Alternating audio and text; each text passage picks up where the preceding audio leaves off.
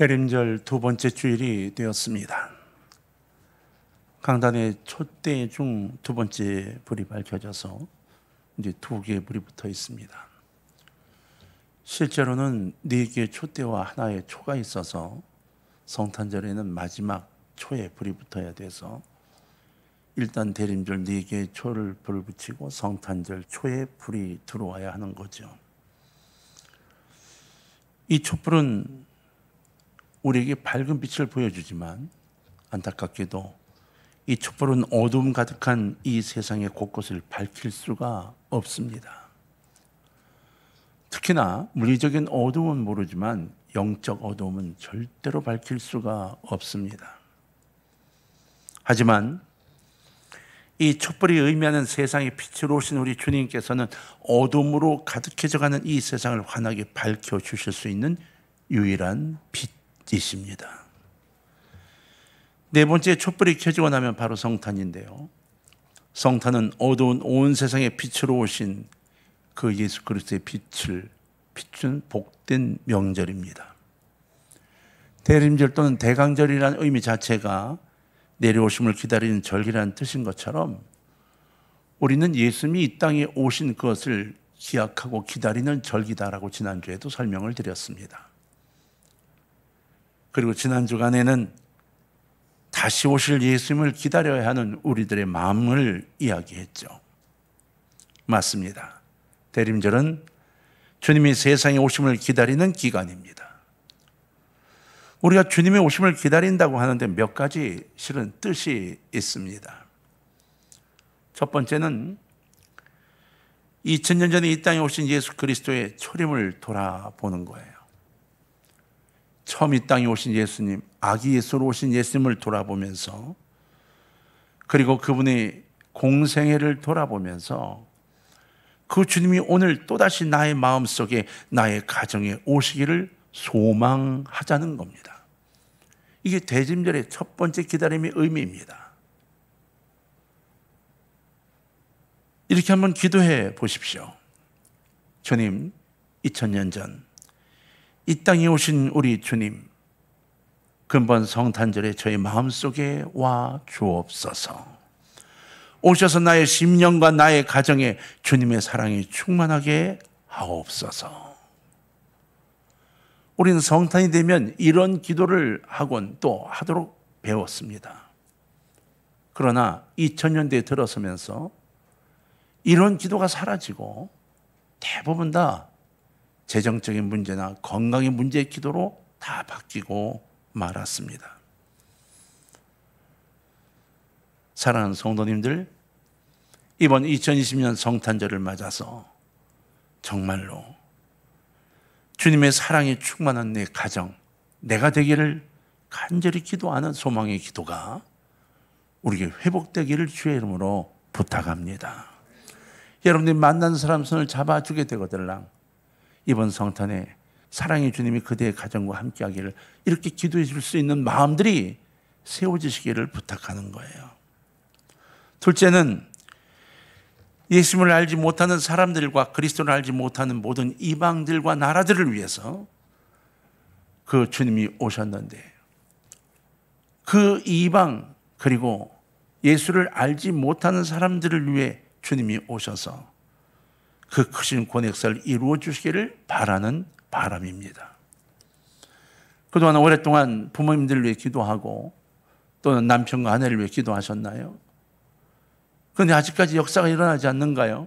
그분들이 아직 주님을 만나지 못하였는가요?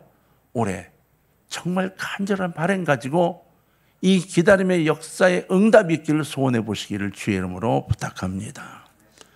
이번 성탄은 많은 사람들이 단순하게 놀고 즐기고 선물을 주고받는 성탄이 아니라 예수 그리스도를 만나는 성탄이 되게 해달라고 기도해 보자는 겁니다. 아니요, 해보자는 게 아닙니다. 해야만 하는 겁니다.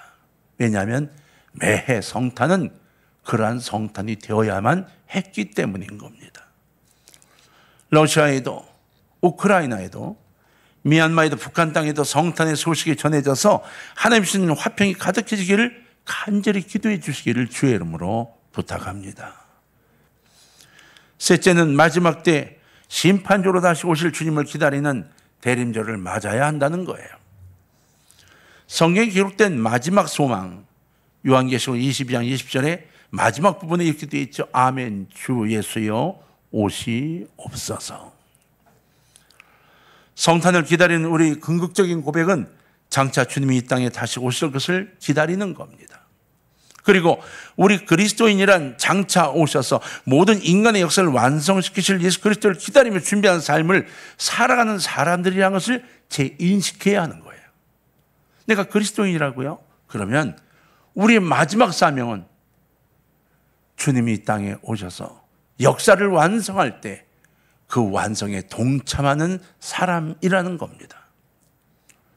교회 화장실을 청소하고 교회에 뭘 하고 이 사람이 아닙니다. 그리스도인들이 갖고 있는 마지막 사명은 하나님이 이루실 그 역사에 동참하는 바로 역사의 증인들인 것입니다. 오늘날 우리가 주님을 기다린다고 하는 고백 속에는 바로 이러한 뜻들이 담겨 있는 거예요. 그러므로 여러분, 오늘 대림절 두 번째 주를 맞으면서 여러분 마음속에 이 세 가지 기다림에 대한 중심들이 세워져 있기를 주의 이름으로 부탁하고, 이번 주간 이러한 기도 속에서 오늘의 설교를 붙잡고 한 걸음 걸어 나가는 여러분 되시길 주의 이름으로 부탁을 드립니다. 히브리 기자는 마지막 시대에 주님을 기다리는 사람들이 가져야 할 자세를 몇 가지로 정리해서 가르치고 있어요.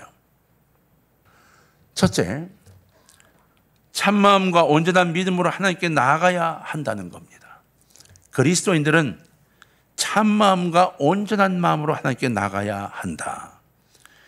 이스라엘에게 제일 큰 문제는 어떻게 죄를 지은 인간이 하나님 앞에 바르게 나아갈 수 있느냐 하는 것이었어요.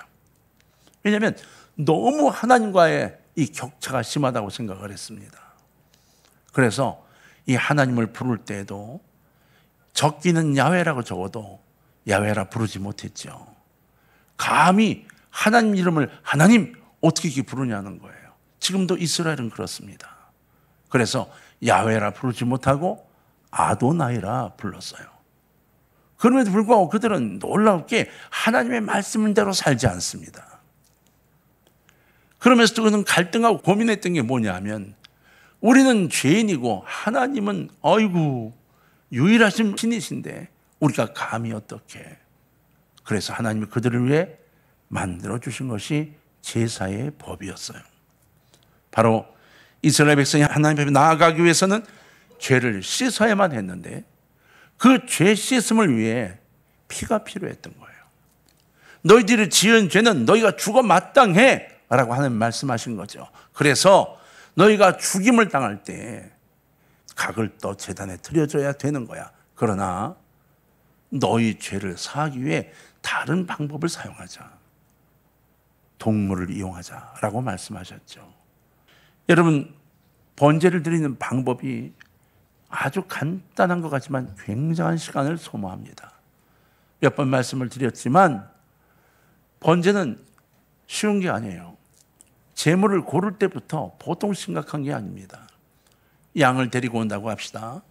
그러면 내 죄를 위하여 양을 제물로 드리려면 이 양을 데리고 제단까지 가야 합니다. 제단의 문을 들어가면 그곳에 제사장들이 기다리고 있어요.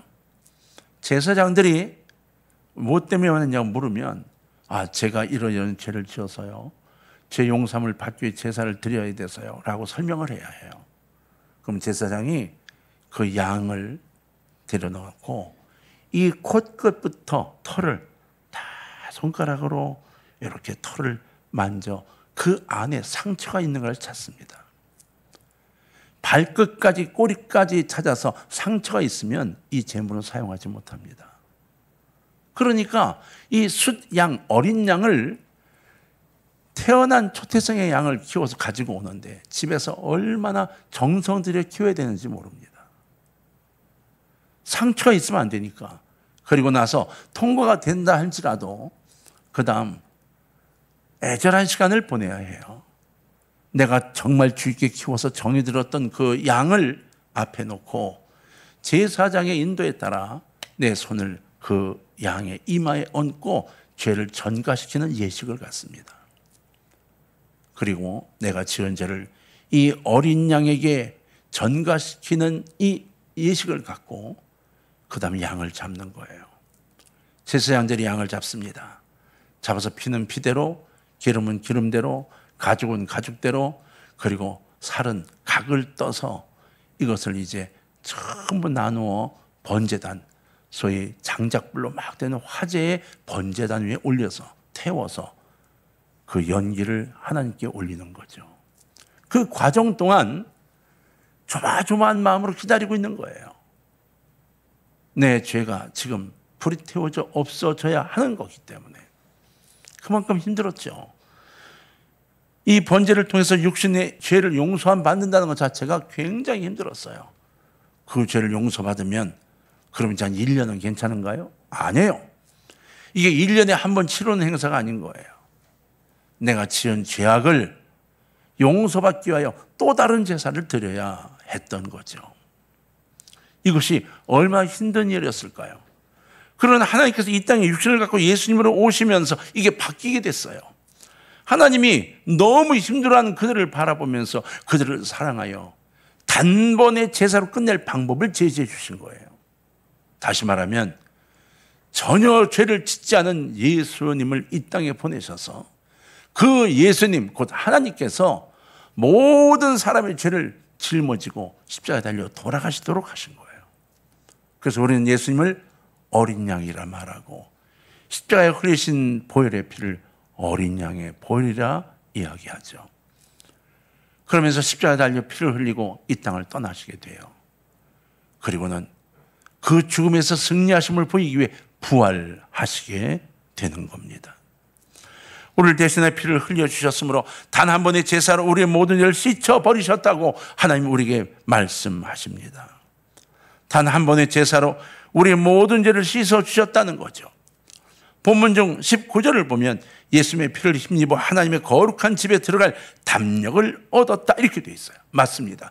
그 거룩한 피로 인하여 내가 하나님의 집에 들어갈 용기를 얻었다는 거예요. 죄가 사해졌어요. 그래서 하나님 앞에 하나님 이제 죄가 없어졌어요. 예수님이 내 죄를 다 사해 주셨어요. 할렐루야. 그로 들어갈 믿음과 담력을 얻었다는 겁니다. 기다리며 우리는 하나님을 기다리지 않아요. 지금 우리가 필요한 걸 기다리고 있는 거예요. 아닙니다, 여러분. 대림절 정말로 참마음과 온전한 믿음이라는 이 단어 속에 들어가는 이것을 위해서 저와 여러분이 무릎을 꿇어야 하는 신앙이 되어야만 하는 겁니다. 기도의 80%가 회개가 되어야 된다고 계속 강조하죠. 기도하고 회개하지 않는 그리스도인은 거짓입니다. 대체 참마음과 온전한 믿음이 뭘까요? 어떻게 온전한 믿음일까요? 헌금을 잘하고 11조 생활하면 온전한 믿음인가요? 교회 출석을 잘하면 온전한 믿음인가요? 아니면 봉사를 잘해야 되나요? 헌금이나 출석이나 봉사를 가지고는 결코 온전한 믿음에 이를 수가 없습니다. 이 모든 것들은 믿음을 세우고 난 다음 나도 모르게 감사하여 하는 행위가 되어야 되는 겁니다. 온전한 믿음은 말이에요. 내 속에서 이러한 고백이 솟구쳐 올라와야 하는 거예요. 그냥 형식적으로 이 고백을 하는 게 아니고 내 속에 살아 움직이는 고백이 있어야 하는 거예요.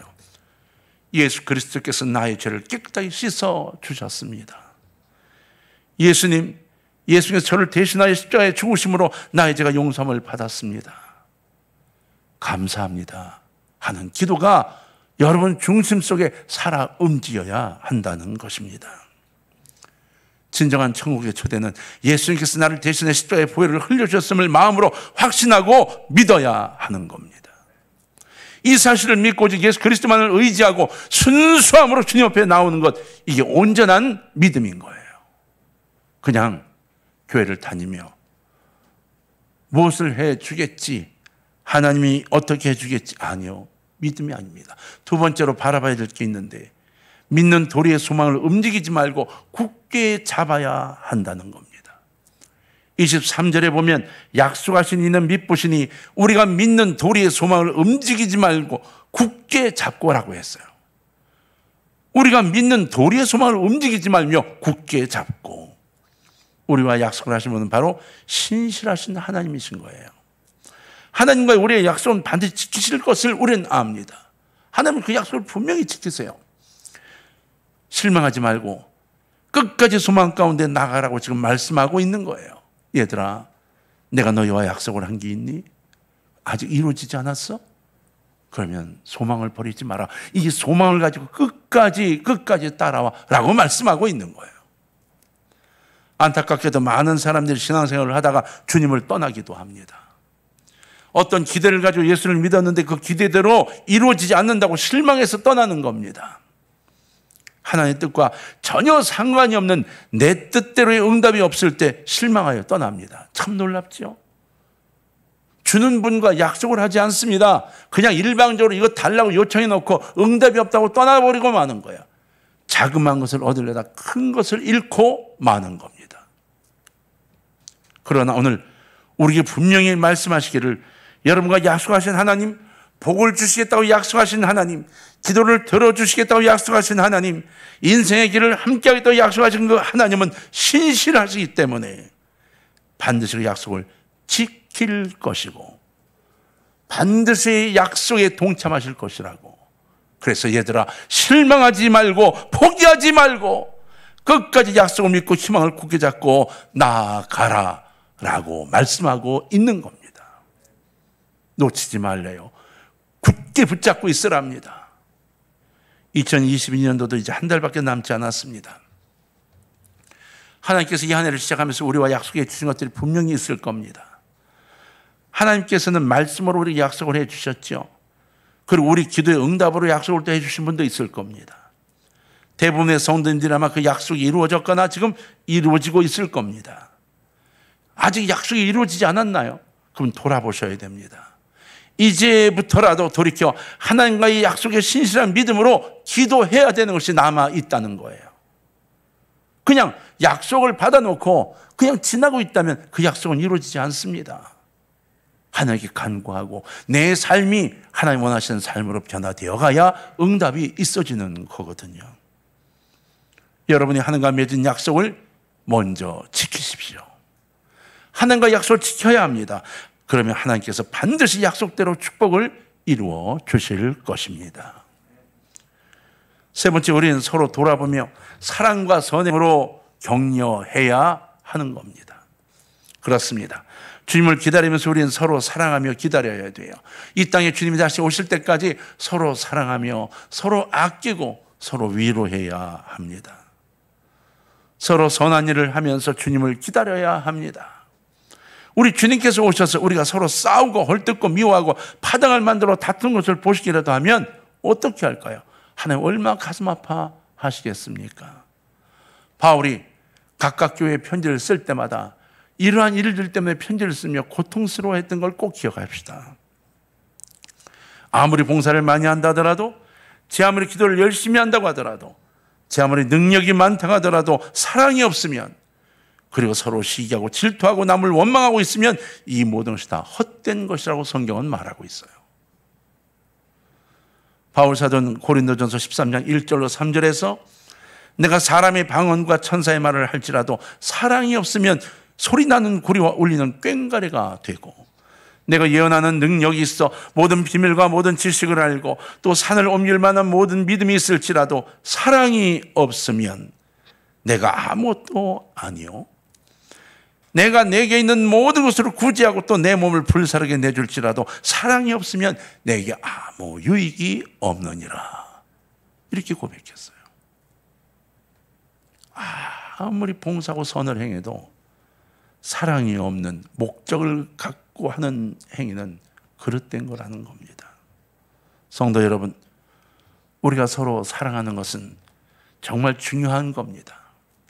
이 말씀을 가볍게 생각하지 마십시오. 이 말씀을 정말 중요하게 생각해야 합니다. 성도끼리 서로 사랑하고 서로 선한 일을 행하며 살아가지 않으면 모든 것이 헛된 것이 된다는 것을 기억하셔야 합니다. 성도만이 아닙니다. 우리 주변에 있는 이웃들을, 우리 부모님들을 정말로 사랑해야 합니다. 특별히 대림절에는 이웃에 대한 사랑을 베풀어라는 계절이기도 합니다. 갈수록 이웃에 대한 사랑이 점점 식어가고 있지 않나요? 교회도 이제 점점 김장을 하거나 뭘 돕는 행위를 줄여가고 있다고 합니다. 성경 말씀을 보면 마지막 때 곧 말세에는 사람들이 자기를 사랑하고 돈을 사랑하고 쾌락을 사랑하게 된다고 분명히 기록하고 있어요. 자기는 사랑해요. 나는 참 사랑해요. 그런데 돈은 사랑하고 이 돈 가지고 무엇인가 해보려는 쾌락을 굉장히 좋아하게 되지만 이웃을 사랑하지 않는다고 말하는 겁니다. 성경은 무섭습니다. 우리가 변해가는 지금의 모습을 이미 예언하고 있는 거예요. 여러분 제발 이 예언에 동참하여 변해가지 않기를 주의 이름으로 부탁합니다. 서로 사랑하지 않는다는 이야기예요. 이것이 말세의 모습입니다. 우리 주님은 우리를 얼마나 사랑하셨을까요? 정말 사랑하셨죠. 너무 사랑하셔서 그의 몸까지 아낌없이 우리에게 제물로 주셨습니다. 그러면서 서로 사랑하라고 말씀하셨어요. 이 사랑의 주님을 기다리는 우리의 모습이 될 수 있기를 주의 이름으로 부탁합니다. 주님은 서로 사랑하는 우리에게 축복을 주시고 우리에게 축복으로 다가오십니다. 이러한 은총이 이번 성탄절에 우리 동광의 모든 식구들에게 임하기를 주의 이름으로 소원합니다. 네 번째, 마지막으로 한 가지만 정리를 더 하죠. 자, 한번 따라합니다. 열심히 모이자. 25절을 한번 다 같이 읽었으면 좋겠는데, 여러분 갖고 있는 본문이니까요. 같이 읽겠습니다. 시작. 모이기를 피하는 어떤 사람들의 습관과 같이 하지 말고 오직 권하여 그날이 가까움을 볼수록 더욱 그리하자. 할렐루야. 여러분 무서운 이야기입니다. 마지막 때가 가까우면 모임을 하지 않는답니다. 모임에 점점 빠진답니다. 여러분 예배를 3번 드리던 거 2번, 2번에서 1번으로 바뀐답니다. 새벽기도 안 나오게 되고요, 철야기도 안 나오게 되고요, 수요기도 안 나오게 된답니다. 주일날 겨우 1번 예배 나오면서 이 정도면 됐어라고 손을 떼게 된답니다. 성경에 있습니다. 이게 마지막 때의 모습이라는 겁니다. 모이기를 피하는 어떤 사람들의 습관과 같이 하지 말고 거의 습관이 된다는 거예요. 처음엔 불안합니다. 근데 이제 불안도 사라져버립니다. 그리고 어느 날 주님 오실 때 미안하지만 주님이 반가워하고 보고 싶어하는 사람이 되지 못하게 되는 겁니다. 그래서 히브리서 기자는 이렇게 요청한 거예요. 제발 얘들아, 모이기를 피하는 어떤 사람들의 습관과 같이 하지 말고 서로 권하랍니다. 오직 권하여 그날이 가까움을 볼수록 더욱 모이라는 겁니다. 그날이 가까울수록 더욱 모여 서로 신앙을 이야기하고 서로 기도하고 서로 위로하고 서로 사랑하고 그 안에서 이겨내라고 요청하고 있는 거예요. 왜 목사가 그렇게 예배 참여를 하라고 강요할까요? 이겁니다. 한 명이라도 더 천국 가기를 소원하기 때문인 겁니다. 뭐 그렇게 자주 모여? 주일날 한 번 모이면 되지. 예배 한번 드렸으면 됐지 또 모이라고 그래. 이렇게 말하는 사람의 말을 따르지 말고 우리 주님께서 오실 때가 가까이 왔으니 더욱 열심히 모이라고 하신 이 말씀을 여러분 가슴에 받아들이길 제발 주의 이름으로 부탁합니다. 세상은 점점 생활이 바빠지게 만듭니다. 점점 바빠지고 점점 여유가 없게 만들어요. 그리고 앞으로는 더 바빠질 겁니다. 그러나 가만히 살펴보면 정말 가치 있는 일, 귀한 일에 바쁘기보다는 쓸데없는 일에 없어도 되는 일에 더 많은 시간을 빼앗기고 있지 않습니까? 하나님의 일은 우리 생활에서 저 뒤로 밀려나고 납니다. 하나님의 일이 다 밀려나 시간이 있을 때 조금 할까 말까 일로 밀려납니다. 그런데 천국 가는 그 이야기가 걸려들면 우리는 왜 나는 빼놓냐고 흥분하게 됩니다. 내가 빠져나와 있음에도 불구하고 왜 나를 뺐냐고 이야기한다는 거예요. 성경에는 정확하게 차를 대고 선을 그어놨습니다. 이 선을 넘으면 안 된다고. 우리는 그 선을 넘어가고 있는지 모르겠습니다. 내가 신앙생활을 오래 하다 보니 식상해서 뭐 어째서 수많은 핑계거리가 있을 거예요. 참으로 안타까운 일이죠. 사랑하는 동광의 가족 여러분, 주님이 나의 구주시라면, 내가 주님을 사랑한다면 우리는 모든 일에 앞서서 주님께 기뻐하실 일을 가장 먼저 해야 되지 않겠습니까? 어떤 이유로라도 주일 예배에 빠져서는 안 됩니다. 가능하면 오후 예배까지 꼭 드리십시오. 여러분 오후 예배를 드릴 수 있도록 하기 위해서 저녁 예배를 오후로 다시 옮겨놓은 거 아니겠습니까? 편하려고 옮겨놓은 거 아닙니다. 수요기도에 기도하며 주님 만나고 승리하도록 그 시간에 최선을 다하고 있지 않습니까? 성령이 충만할 수 있도록 금요일 철야에 모여서 기도하고 있습니다. 주님 앞에 나와서 예배하는 것을 소홀히 해서는 안 됩니다. 나의 생에서 가장 우선되는 첫 번째 일이 주님 앞에 나오는 것임을 꼭 기억하시기를 바랍니다. 주님께 예배하는 것, 주일을 기억하여 그날을 거룩하게 지키는 것, 이건 하나님의 명령입니다. 예배는 주님의 것입니다. 한 주간의 시작을 주님의 전에 나와 기도하고 찬송하며 하나님의 말씀을 묵상하는 데 시작해야 합니다. 주일을 거룩하게 지키는 것에 어떤 이유도 타협도 양보도 할 수 없는 하나님의 명령인 것입니다.